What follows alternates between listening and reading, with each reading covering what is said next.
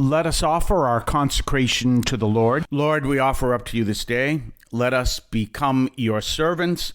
Let us always seek to do your will, and let us be focused on being led by you, even if we don't understand where you are leading us. And we ask this through Christ our Lord.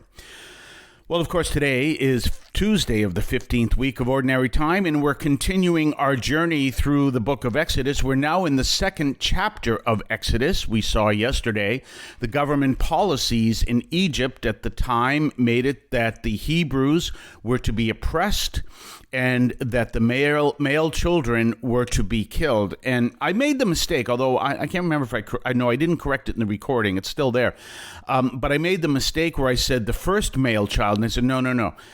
It's not the first. It is a male child, regardless. So they wanted no male children to be in the among the people who were the Hebrews. Now, I talked about how there was something similar to that in China with the a child policy, and a lot of families did not want to have female children because of the lineage and all that. So there were a lot of male children born, but female children were aborted. And we can see how these kind of things throughout history have been known to happen. And so we're looking back, all the way back to Exodus, and we see this reality of this government policy that comes out of Egypt that says basically that it says completely that male children cannot be born, and it's beginning to oppress into slavery the Hebrew children. So we see all of that happening, and we've seen enough of it over time to happen that we know this is very possible, and it happens not unusually. And so what we're seeing here is this beginning of what ultimately we continue in the story of the Exodus. Now, one of the interesting things in the first line in today's reading, which is from chapter 2, we learn of there is this woman who is a Levite woman. Well, what does that mean? Well, the Levites were the priests in the Hebrew world. So whenever you heard about the Levite, they were the priests who would serve the people liturgically throughout the history of the Jews. So that's called the Levitical priesthood. What's one of the readings? I mean, one of the books in what is known as the Torah, first 5 books in the Torah, the book of Leviticus, comes from the concept of Levi. So the Levi was one of the tribes in the 12 tribes of Israel, and the house of Levi would mean that he was one of the sons, or the house. So the ultimate head of the house of Levi over the generations would have been one of Jacob's son, also known as Israel, called Levi. And the Levites were the priests. That's important because that means that Moses was born into the lineage of priests, because we know this is the story of Moses. So as the story goes, she hides him, and then eventually when she can hide him no longer, she decides instead of killing him, she sends him down the river. And then the Pharaoh's wife finds him, and she takes him as his own. If you've seen the movie The Ten Commandments, this is all portrayed pretty well in the Ten Commandments. So secretly, this Levite child, who is obviously one of the Hebrews, he comes from the tribe of Levi, which means he would be in the priestly class. He comes down the river, and he is brought into the Pharaoh's family. And then he is brought up, but just like Joseph, he becomes a major force in the Hebrew lineage, the house of the Pharaoh. And in doing so, he becomes this major force, this major authority, but he does know that he is a Hebrew.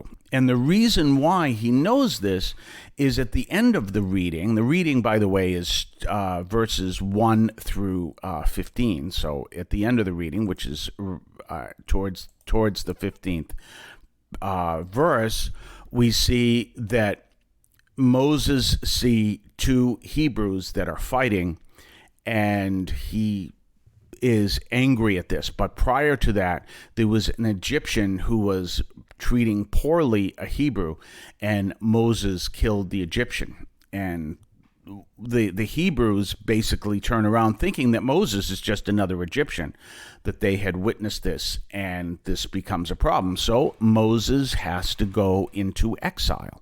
So we're seeing all of this being laid bare, but we're also seeing it being laid bare on a deeper level. And the deeper level, of course, is the Levitical priesthood is all part of this.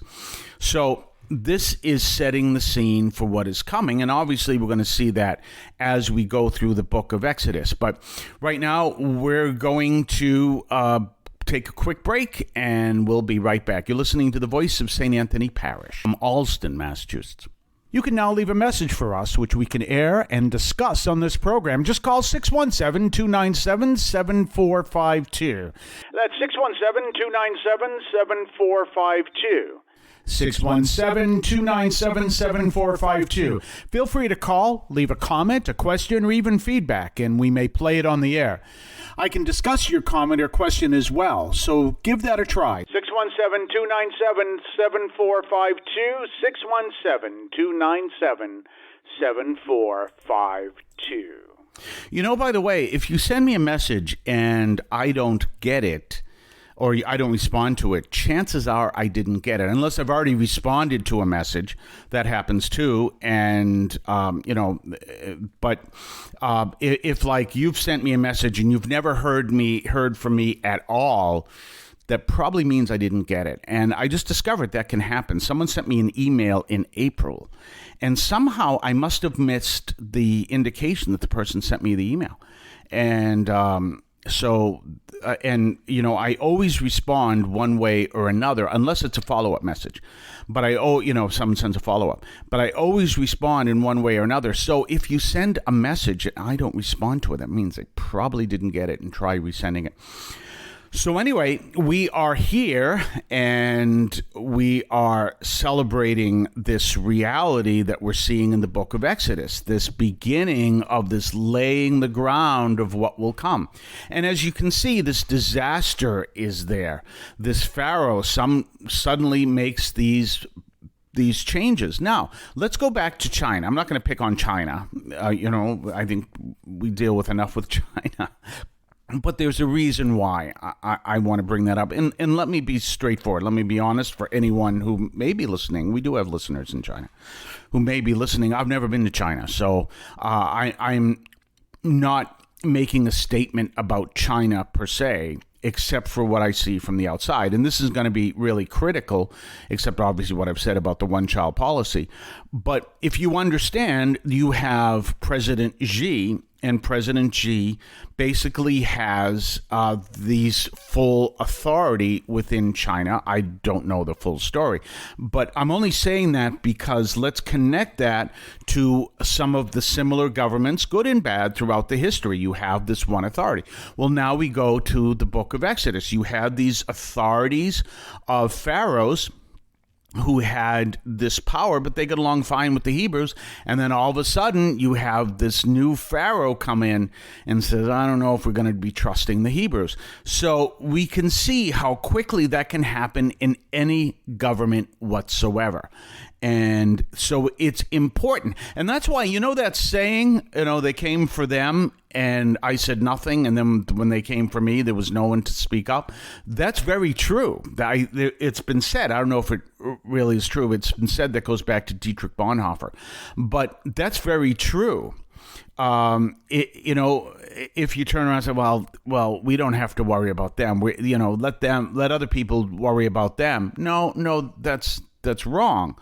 You want to be able to speak up for the freedom of all, because when you are speaking up for someone else's freedom, you're speaking up for your own.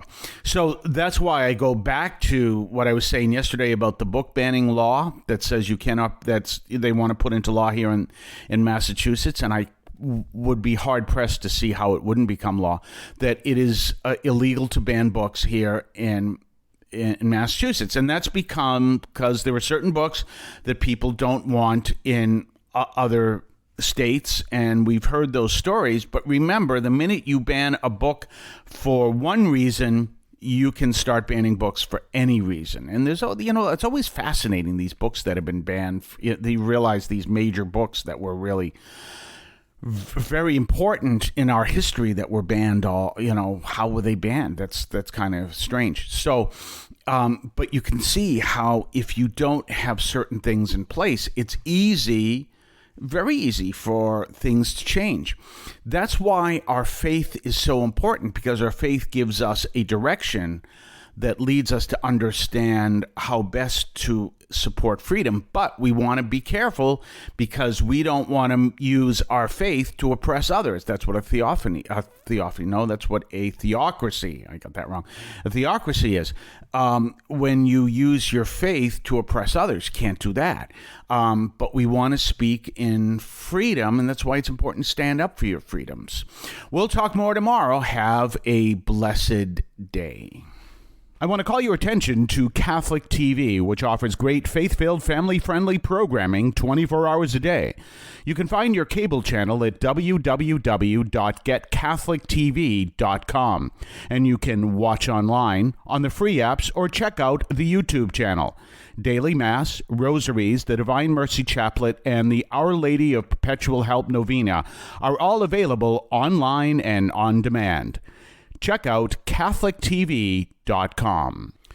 If you would like to support our program, please consider a donation to St. Anthony Parish in Allston, Massachusetts. There are several ways to consider this. One is to purchase any of our merchandise, which you can find at the shopping tab at CatholicAudiomedia.com. That's CatholicAudiomedia.com. There are coffee mugs there. There's also my latest book, Encounter Christ in Your Humanity, all of which you can find at the shopping tab at CatholicAudiomedia.com.